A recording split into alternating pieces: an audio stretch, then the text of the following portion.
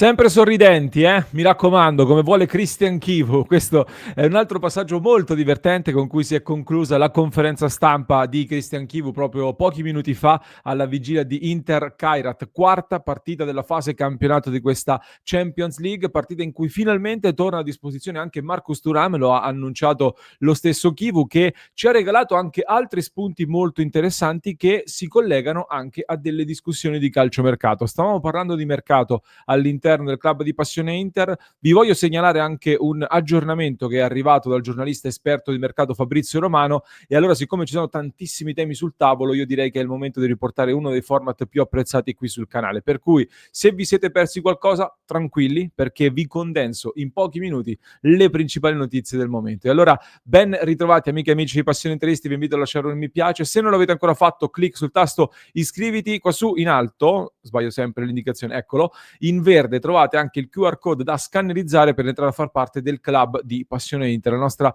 community con interisti da tutto il mondo, dove nelle scorse ore stavamo parlando anche di mercato con i nostri soci da tutto il mondo. E a proposito di mercato, come detto, c'è un aggiornamento di Fabrizio Romano, uno dei giornalisti più seguiti sul mercato anche internazionale, che è tornato a parlare di Inter, spiegando una cosa che in realtà vi avevo già in parte anticipato più di qualche settimana fa, ovvero l'Inter chiaramente lavora in anticipo e quindi sta programmando anche il 2026 sul mercato, e sta ragionando in particolar modo su due rinforzi da aggiungere alla rosa in maniera importante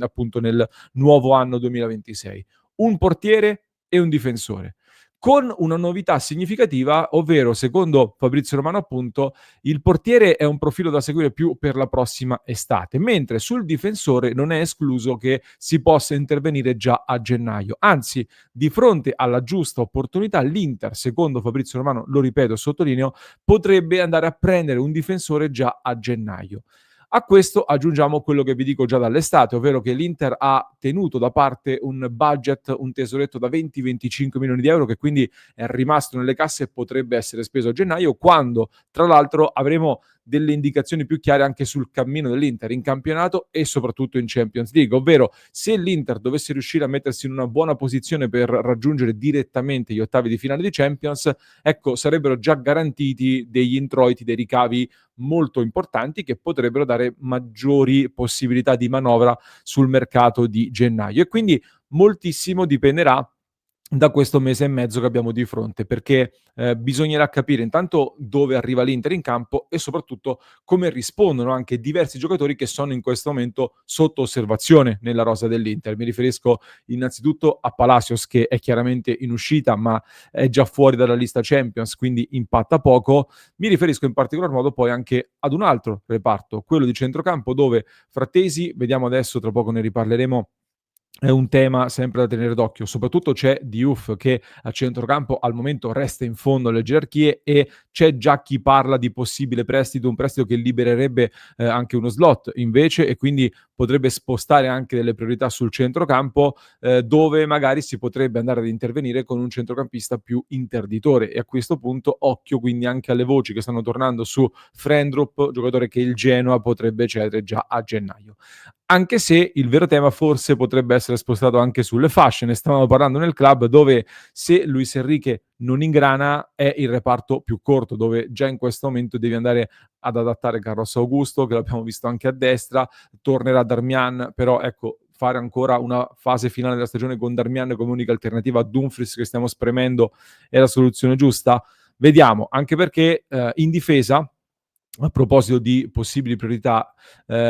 Chivu ha parlato in conferenza stampa alla vigilia di Inter-Kairat e ha parlato innanzitutto del fatto che, ad eccezione di Carlos Augusto, tutti quanti, ha detto Chivu, possono fare i braccetti oppure il centrale di difesa. Quindi Acerbi ed Evrai ovviamente è il loro ruolo, ma anche Bissek, Bastoni, Akanji, non so se anche Darmian, però Bissek, Bastoni e Akanji sicuramente nell'idea di Christian Chivu possono giocare al centro della difesa all'occorrenza. E quindi Chivu li sceglie come? E lo ha spiegato, anche questo è stato un passaggio molto interessante. Lo sceglie in base alle caratteristiche di questi giocatori, a quello di cui c'è bisogno nelle specifiche partite, e tutti devono accettare le sue scelte che sono per il bene della squadra. Quindi mettere Bissac al centro della difesa è servito ed è stato il bene della squadra, perché ha permesso di mettere un difensore più veloce degli altri, per giocare quindi più alti con una difesa più alta, oppure Acerbi lo metti quando serve più un marcatore. Quindi prepariamoci anche ad una gestione di questo tipo, probabilmente, da quello che ci ha fatto capire Chivu, dei vari difensori centrali. È una considerazione interessante, secondo me, perché sulla difesa poi si è discusso molto anche nel corso della conferenza stampa, soprattutto sul tema dei gol subiti dall'Inter, con due indicazioni che sono state molto da sottolineare, ecco, almeno dal mio punto di vista. La prima è che sui troppi gol subiti Chivu ad un certo punto ha detto anche: preferisco vincere 4-3 piuttosto che 1-0, e questa è una mentalità chiara che vuole dare alla sua squadra, nonostante io so già che qualcuno storcerà il naso, perché siamo consapevoli, ecco, del fatto che in Italia storicamente vincano le migliori difese. Però questa lo dicevo già, ne avevamo parlato in parte l'anno scorso, l'ho ribadito più volte quest'anno, è una stagione particolare dove comunque fare le coppe, fare le competizioni sta alterando degli equilibri a cui eravamo abituati, secondo me. Anche il peso delle sconfitte, come dicevamo, 2 pareggi, comunque è peggio fare 2 pareggi piuttosto che una sconfitta e una vittoria, banalmente, conti alla mano, e con queste competizioni che portano ad altissimo livello tante partite è un tema interessante da tener d'occhio. Seconda considerazione: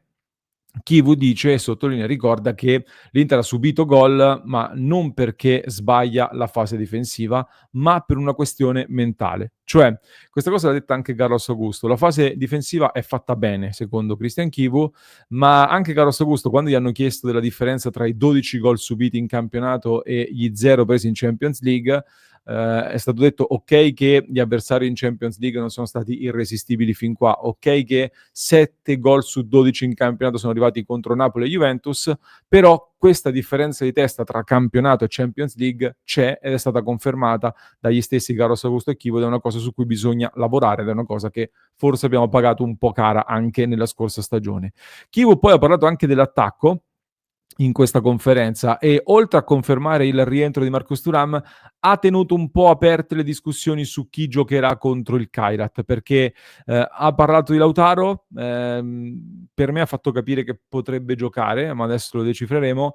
ma su Lautaro in particolare si è soffermato sul fatto che molti dicano che è un caso, si sta parlando tanto di questo caso, e lui ha risposto con questa immagine che vi ho condiviso all'inizio: deve imparare a sorridere, sostanzialmente, ha detto Chivu. Io ho fatto questo gesto come l'ho fatto molti altri: sorridi, felicità, passione, quello che è lui, la sua leadership, quello che si sente come responsabilità, a volte annebbia i pensieri e sono quelli negativi. Io ho detto: sei chi sei, sai quanto lavoro fai, sai quello che rappresenti per noi e quanto noi ti ammiriamo, ma impara anche a sorridere. Ecco, deve sorridere un po' di più. Queste sono le parole quindi di Christian Chivu per Lautaro Martinez, che non deve caricarsi di troppo peso se non trova il gol. Detto che sul tema dei gol mi fa piuttosto specie questa discussione sui gol di Lautaro, perché anche oggi leggevo sui giornali, Lautaro ha segnato solo 3 gol, non segna dal 4 ottobre, ho letto, ma ragazzi, mi son perso qualcosa? La Champions League non vale più, la Champions League non conta più niente. Cioè, Lautaro ha 3 gol in Serie A, ma ne ha 3 in Champions League. Ha segnato a Bruxelles con l'Union Saint-Gilloise il 21 ottobre, e se guardo un attimo, alzo un po' lo sguardo, nell'anno solare 2025 Lautaro ha già 11 gol in Champions League, ed è un record insieme ad Harry Kane nell'anno solare. Quindi una volta la Champions League si diceva che fosse la competizione più importante, più prestigiosa. Adesso mi sembra addirittura che non conti più nulla, oppure forse perché di mezzo c'è l'Inter, è un po' questa la discussione. Ma detto questo, vi dicevo che pensavo potesse rifiatare Lautaro Martinez, che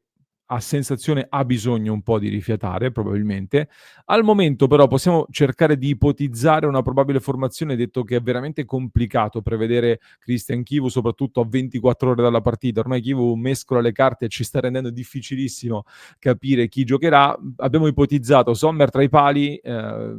dovrebbe giocare lui, con Bissek spostato a destra, De Vrij il ritorno al centro e Carlos Augusto nei tre di difesa facendo rifiatare invece Bastoni, centrocampo con Dumfries e Di Marco sulle fasce, Frattesi che si candida, questo dovrebbe essere abbastanza probabile l'inserimento al primo minuto di Frattesi, con Barella che scala al posto di Cianoglu che riposa, Zielinski confermato mezzala sinistra e in attacco, come detto, Lautaro Martinez affiancato però da Pio Esposito, molto probabilmente con Bonni che potrebbe partire dalla panchina dove ci sarà anche Marcus Thuram. Nella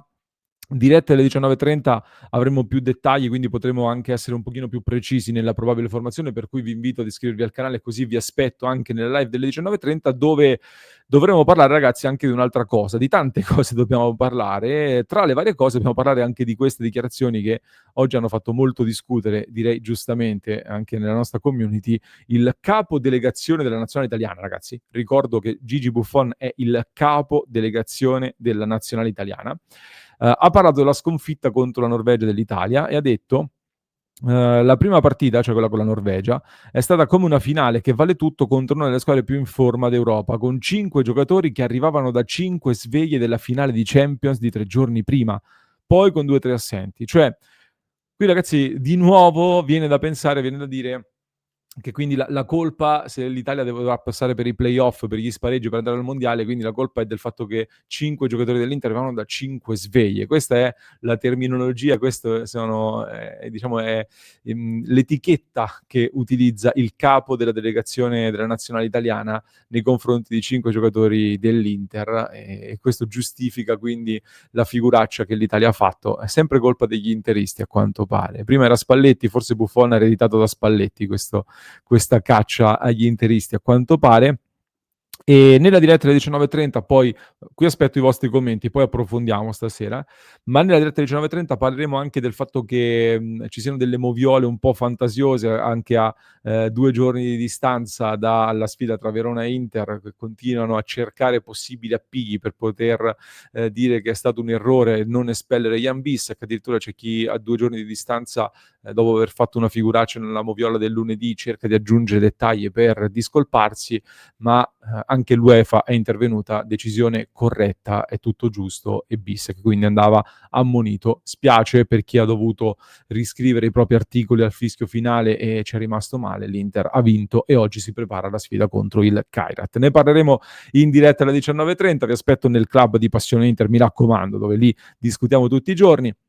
Passioneinter.club, avete in descrizione, per chi ci ascolta in podcast, un altro approfondimento da non perdere. Per chi ci segue da YouTube invece vi basta cliccare qui.